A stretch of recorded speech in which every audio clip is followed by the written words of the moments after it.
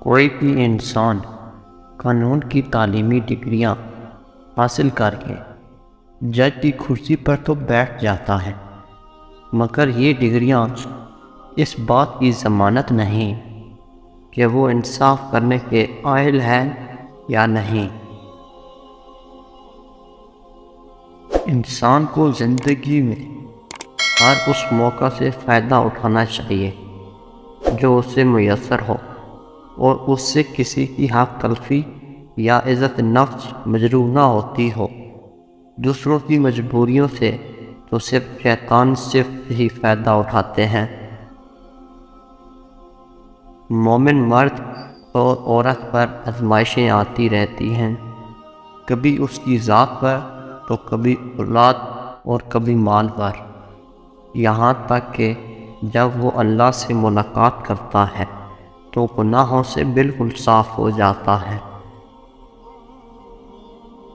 جس دن عورت کو یہ بات سمجھ آ گئی کہ مرد کو ٹائم پاس کرنے کے لیے کھلے بالوں والی عورت اور زندگی گزارنے کے لیے چادر والی عورت پسند ہے، تو یہ معاشرہ خود بخود ٹھیک ہو جائے گا۔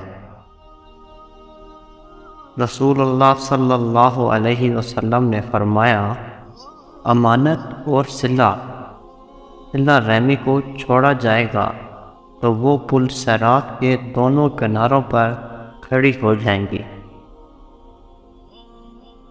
اللہ کی پکڑ انسان کی اکڑ کو ایک جھٹکے میں نکال دیتی ہے، اس سے پہلے کہ ٹوٹ جاؤ رک جاؤ۔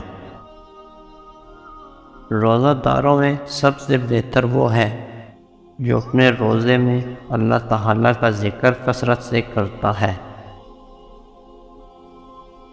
زندگی ہمیں ہر وہ چیز تو نہیں دے پاتی جن سے ہمیں محبت ہو، البتہ جو لوگ ہمیں صدق دل سے محبت کرتے ہیں وہ ہمیں مکمل زندگی ضرور عطا کرتے ہیں۔